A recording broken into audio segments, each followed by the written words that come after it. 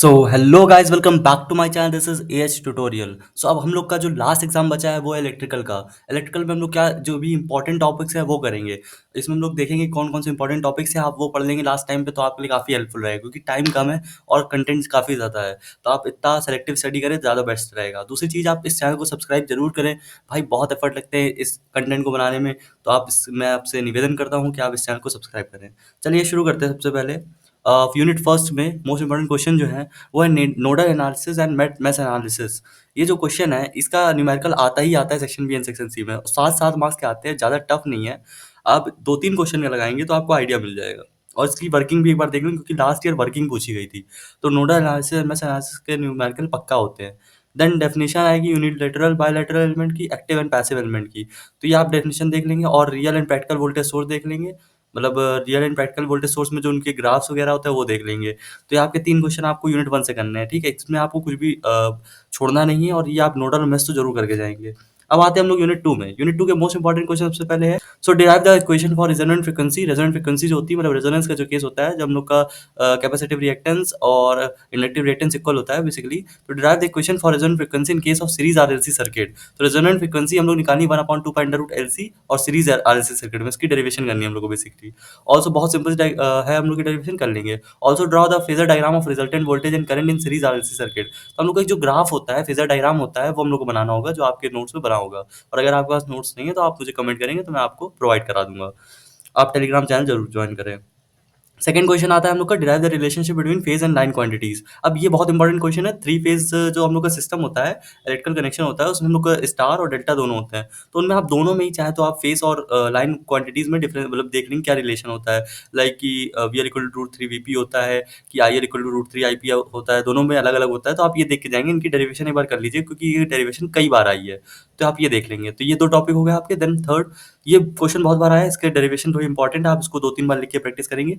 derive expression of bandwidth upper and lower half cutoff frequency and series in series resonant circuit. तो जो bandwidth और upper and lower half cut off frequency होती है, हम लोग को इसको डिराइव करना है। ये आप जरूर लिख लेंगे ताकि इससे डेरिवेशन आती है कई बार तो आप कर लेंगे। और डेरिवेशन आप एक चीज में ध्यान रखिए, डेरिवेशन कभी भी आप पढ़ के नहीं समझ पाएंगे। आप जब तक उसको 2-4 बार लिखेंगे नहीं कॉपी में, तब तक वो डेरिवेशन नहीं होगी। तो इसे डेरिवेशन की प्रैक्टिस बहुत अच्छे से करें।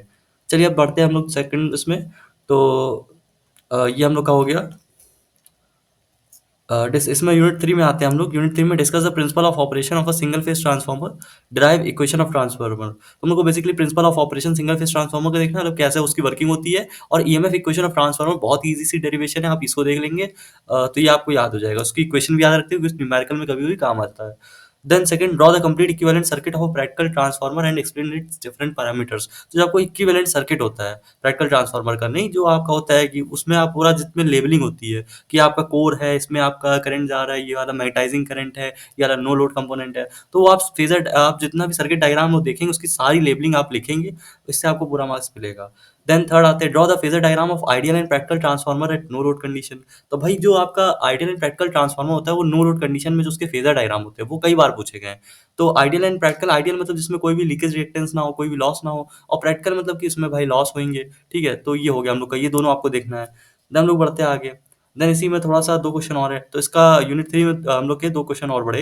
तो describe different types of transformer losses and method to minimize it. जैसे एडी करंट लॉस होता है और हिस्टैरिसीस लॉस होता है, तो आप इनको लिखेंगे और इनको एक्सप्लेन करेंगे विद इट्स जो उसका फॉर्मूला होता है वो भी, और इनको मिनिमाइज कैसे करेंगे उसके भी 2-3 पॉइंट्स होते हैं, वो आप देख लेंगे। ठीक है, आपके नोट्स में लिखा होगा। Then second, voltage regulation and efficiency numerical. इसका न्यूमेरिकल पक्का आता है, आप इसके न्यूमेरिकल को बिल्कुल छोड़ के नहीं जाएंगे। और वोल्टेज रेगुलेशन की कई बार डेरिवेशन भी आती है, आप ये देख के जाएंगे। ये आपका हो गया यूनिट 3। पढ़ते हैं हम लोग यूनिट 4 की तरफ। यूनिट 4 में हम लोग का देखेंगे तो सबसे पहले टॉर्क स्लिप कैरेक्टरिस्टिक और working principle of 3 phase induction motor. ये मैंने अपने वीडियो में कराया भी है, आप मेरी पीवाईक्यू सीरीज देखेंगे इलेक्ट्रिकल की तो आपको इसका वीडियो मिल जाएगा। और मैंने इन डेप्थ एक्सप्लेन कराया आपको, तो उससे देखेंगे आप। तो 3 phase induction motor torque slip characteristic मैंने बताई है उसमें। Then describe different types of DC motors. अब डीसी मोटर्स भी कई तरीके की होती है, शंट मोटर, बाउंड मोटर, तो वो सब आप देख के जाएंगे। ठीक है, तो डिफरेंट टाइप्स ऑफ जितने भी डीसी मोटर्स हैं उनके डायग्राम्स और आप उनका थोड़ा एक्सप्लेनेशन लिख के आएँगे।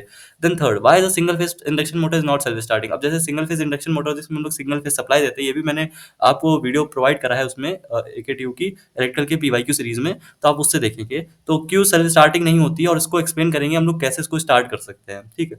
देन ये डेरिवेशन ईज़ी सी है, derive EMF equation of DC generator plus इसका न्यूमेरिकल भी आता है, तो थोड़ा-सा फॉर्मूला याद रखेंगे तो न्यूमेरिकल हो जाएगा। Then fifth point, derivation of torque equation of DC machine plus numerical. तो टॉर्क इक्वेशन जो होती है हम लोग की डीसी मशीन की, वो आप डिराइव करेंगे एंड उसका भी न्यूमेरिकल देख लेंगे। भाई देखो न्यूमेरिकल जो आते हैं सिंपल से आते हैं, उसमें फॉर्मूला में वैल्यू प्लेस करनी होती है, बहुत ज़्यादा होगा तो उसकी जो यूनिट्स है वो चेंज होंगी। तो आप न्यूमेरिकल्स के लिए फॉर्मूला ज़रूर याद रखेंगे, तो ये ध्यान रखिएगा आप। जब हम लोग पढ़ते हैं यूनिट 5 में, यूनिट 5 पूरी थ्योरेटिकल यूनिट है, तो आप इसको बहुत अच्छे से करके जाएँगे। और जनरली इससे आता है short note MCB, miniature circuit breaker, ELCB earth के सर्किट ब्रेकर और एमसीसीबी। तो आपको इन तीनों चीज़ों में शॉर्ट नोट्स आता है, लाइक उसको पूरा एक्सप्लेन करना होता है डायग्राम के साथ। तो आप ये बनाएँगे। देन सेकंड, ये क्वेश्चन बहुत बार आया है, मैंने इसका भी वीडियो प्रोवाइड करा है आपको पीवाईक्यू सीरीज में, आप जरूर चेकआउट करेंगे। Then draw the typical construction diagram of a copper three core armoured cross link polyethylene cable. तो जो armoured cross link polyethylene cable होती है, इसमें कई सारी लेयर्स होती हैं, कई सारी प्रोटेक्टिव लेयर्स होती हैं, तो उनका आपको सबका पर्पस और वर्किंग लिखनी है, ठीक है। तो ये आपको मैंने क्वेश्चन कराया, आप देख लेंगे उससे। ये बहुत बार पूछा गया क्वेश्चन, लास्ट ईयर भी शायद आया था, तो आप इसको देख के जाएंगे। देन अर्थिंग, अब कितने टाइप्स की अर्थिंग होती है, अर्थिंग क्यों नेसेसरी है, ये आप देख के जाएंगे, जैसे प्लेट अर्थिंग, रॉड अर्थिंग, तो आप ये देख के जाएंगे। अर्थिंग का क्वेश्चन कई बार आया है। देन बैटरी, बैटरी में लेड एसिड बैटरी ज़्यादा आती है, लेकिन आपको उसको अदर बैटरी भी देखनी है, जैसे अल्कलाइन में निकल कैडमियम और निकल आयरन होता है। तो ये आपको इतना सा करना है। तो इससे आपको क्या है कि इतना अगर कर लेंगे तो आपके फेल होने के चांसेस बहुत कम हो जाएंगे और आपके हो सकता है अच्छे मार्क्स भी आए, क्योंकि ये इंपॉर्टेंट टॉपिक्स हैं। और अगर आपको कोई भी दिक्कत हो, आप कमेंट में मुझे लिखिएगा, मैं उसको रिजॉल्व करने की पूरी कोशिश करूंगा। और आप प्लीज़ इस चैनल को सब्सक्राइब करें और इस वीडियो को लाइक करें, ताकि थोड़ा सा मोटिवेशन आए। मैं और ऐसा कंटेंट प्रोवाइड करूंगा। All the best for your exam. Thank you.